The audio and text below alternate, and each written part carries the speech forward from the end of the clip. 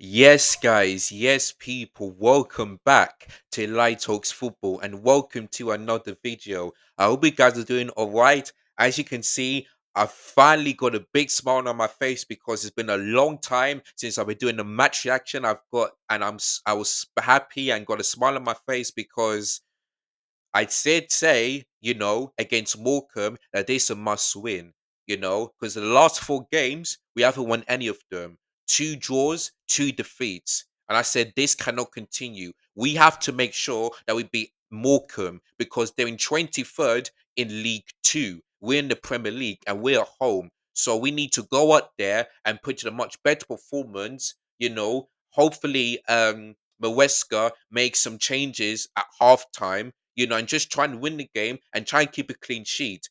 And guess what? Today we have done that. Today's game has been a tale of two hearts, and I'm going to explain to them in just a moment. Then I'm going to talk about the players, then the manager, and then all of that stuff. So that's what I'm going to do in today's video. But before we get things started, if you guys haven't done so already, make sure you click the subscribe button if you're new to this channel.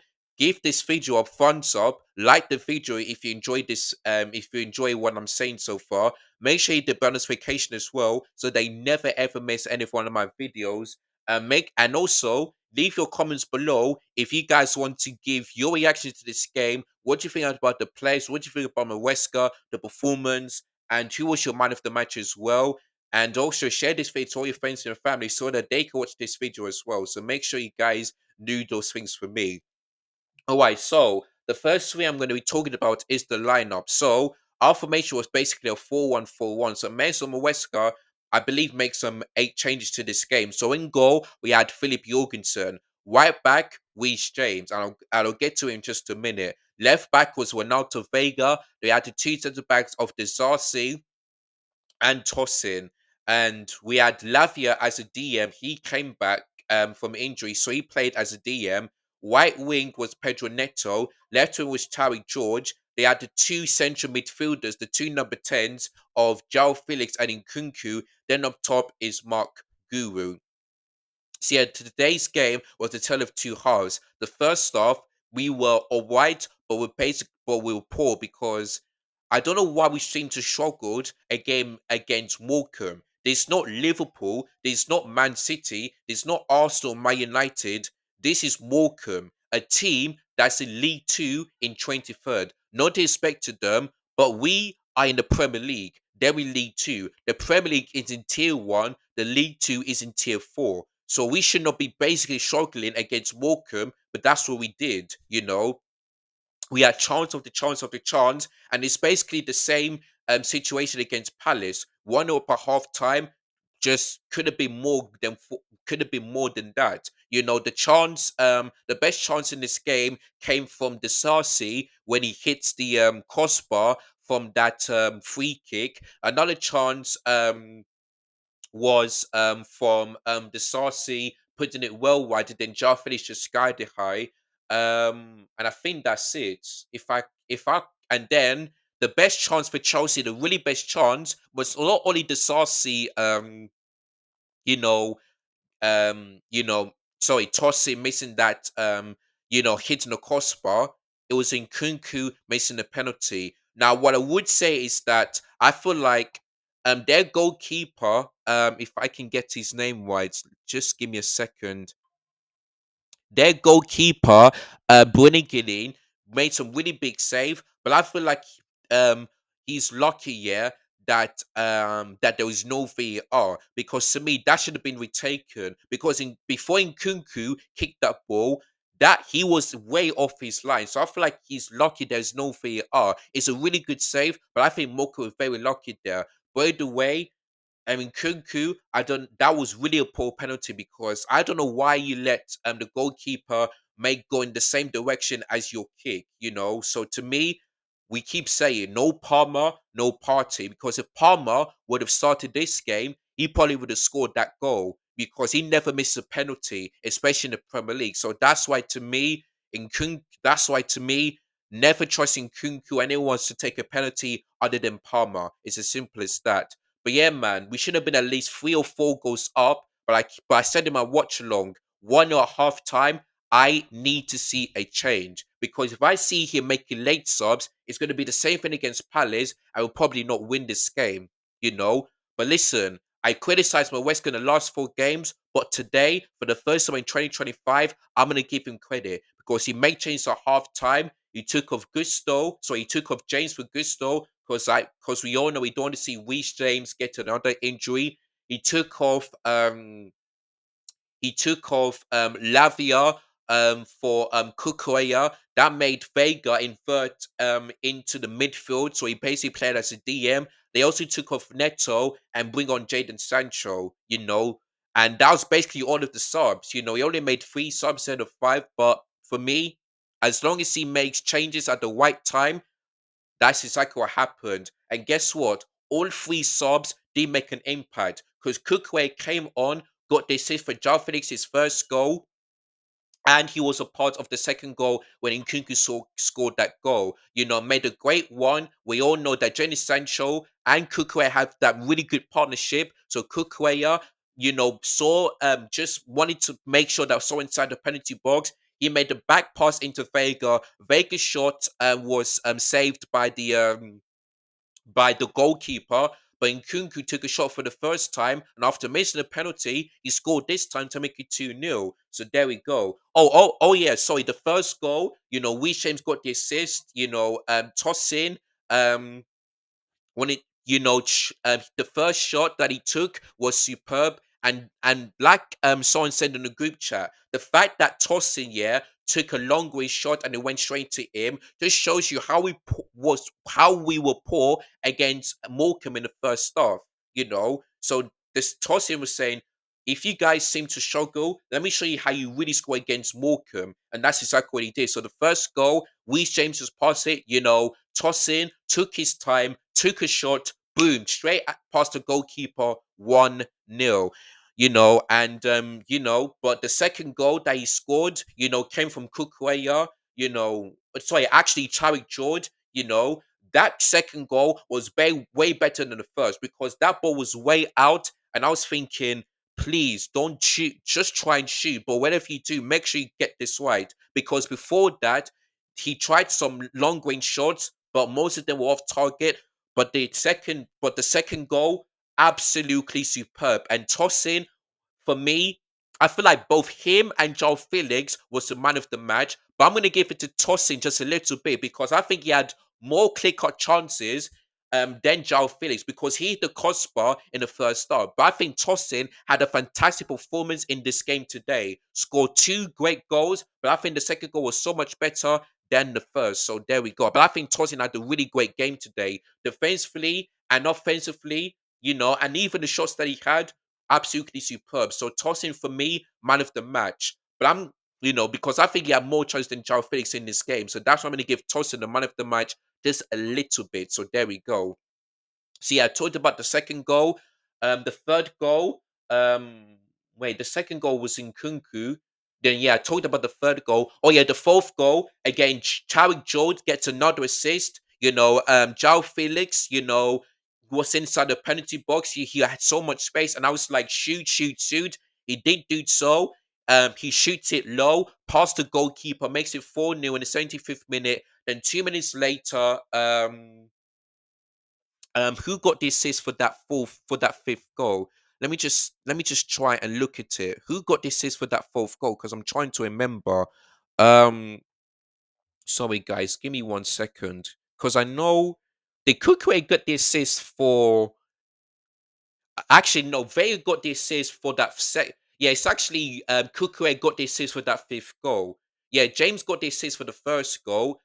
Vega got the assist. Well, no one got the assist for Nkunku's goal, but George got the assist for tossing and for Nkunku. I mean, sorry. So yeah, for tossing and João Felix first goal, then Kukwe got the assist for the fifth for João Felix second goal. So yeah, João Felix, again in the penalty area. Curls it into the bottom right hand corner, makes it 5-0. And at that time, I was getting worried because I was thinking, yeah, my prediction could be wrong. But listen, Chelsea was like, no, you know what? He said 5-0. Let's just give him his prediction correct. So that's exactly what happened. So I said 5-0 Chelsea, but they're absolutely spot on. So, as the song says, I got five on it. But yeah, it was absolutely brilliant, man. But yeah, second half, so much better than the first. So, it's basically a game of two halves. First half, poor. Second half, much, much better. Scored 4 goals, won the game 5-0, kept a clean sheet.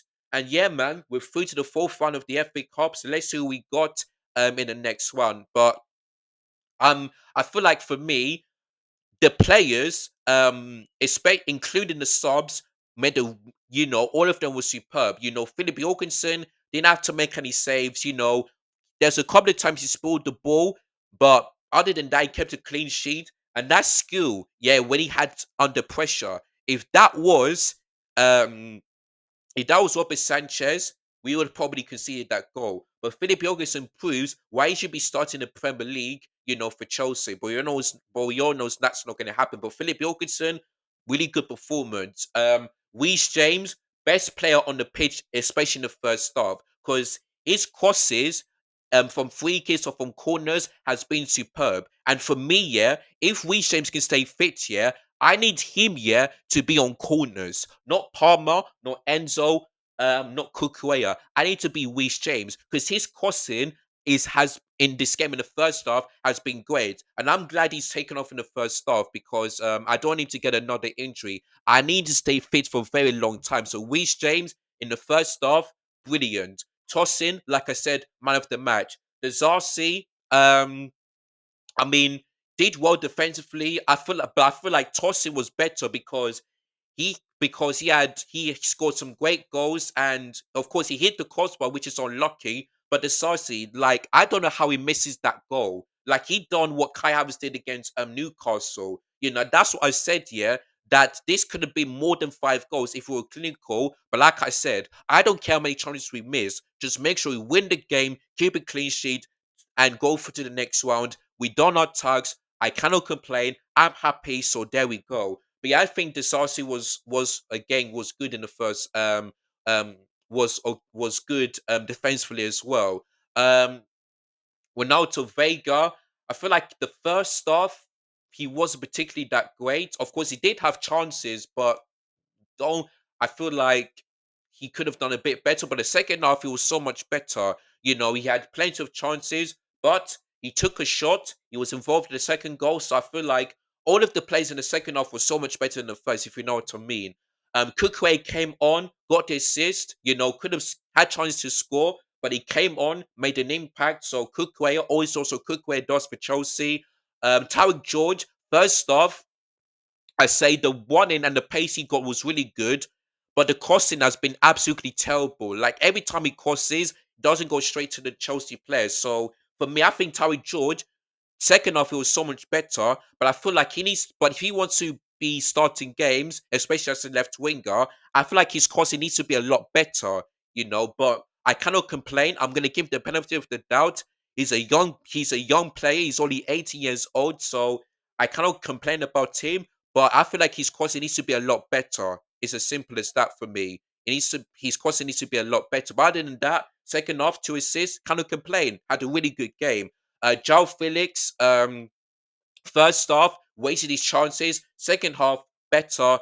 Got 2 goals in quick succession. Could have scored I feel like João Felix had more chance of scoring a hat trick than Tosin.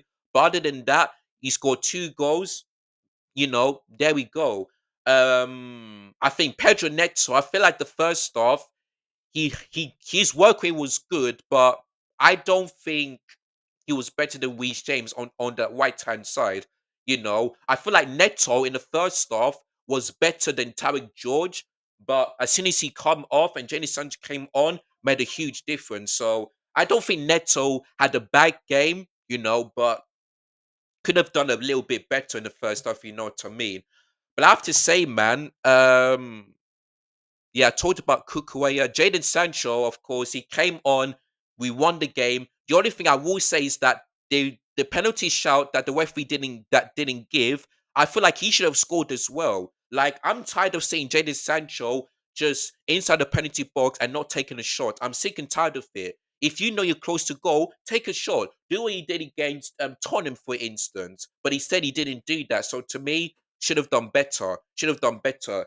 Gusto came on, kept a clean sheet, did well defensively, played as right back, did it in third. So yeah, man, cannot complain.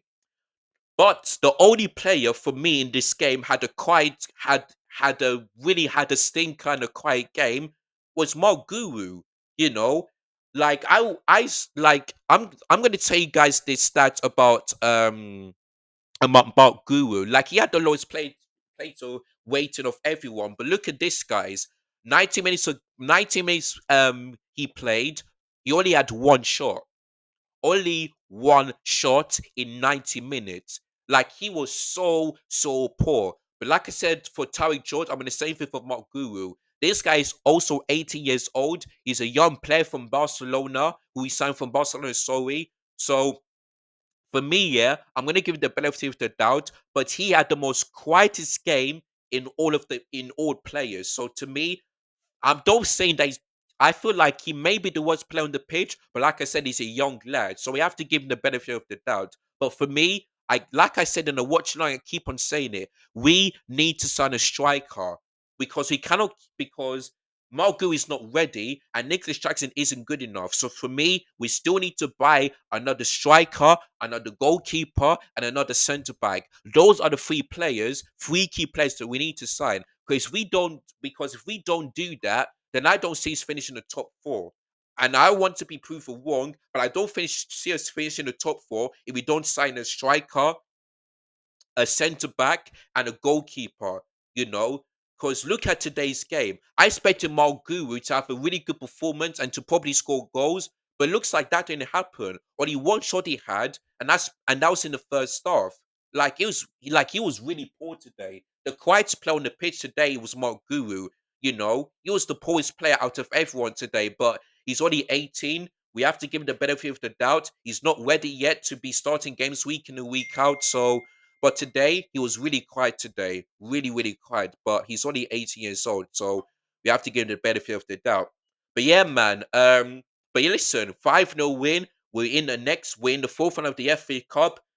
Plays in first half poor, second half much better. Give give players the credit, especially the likes of Tosin, give Maweska credit. Keep this up, If this happens against Bournemouth, like let's say we're 1-0 up and we have a really poor game, make substitution at half time. Because if we would have done this against Ipswich Town, against Palace, against Fulham, against Everton, we probably could have won those games. And I wouldn't criticize him the way I did on the football terrace. When the people had a go at me and laughed at me saying, why you don't know football if you criticize him in Wesker? Look at today. 1-0 half time, not enough. Make changes. What does he do? He makes a change. All of them came on and we look better in the second half. This one is him and Wesker doing and his game management. Keep this up. You can only make late subs, yeah, if we're, let's say, if we're like 3-0, 4-0 up at half time, then you can make late subs. I'm not going to complain. But if we're 1-0 up at half time, if you want to win this game and make sure there's not pressure on us, make changes at half time, make sure they're the right ones, make sure they make an impact off the bench, and you'll see that we're likely going to win this game. I was nervous in the first half, but in the second half, as soon as we scored the goals, I was relaxed. So my Wesker, for the very first time since that Brentford game, uh, or probably the Tottenham game, I'm gonna give you credit. Keep this up, man. Keep this up, and you'll see that nobody will be criticized you the way they did in the last four games. So keep it up, my Wesker. Today, I'm gonna give you praise, keep it up. So there we go. But yeah, man. So that is it, guys. That is it for this video.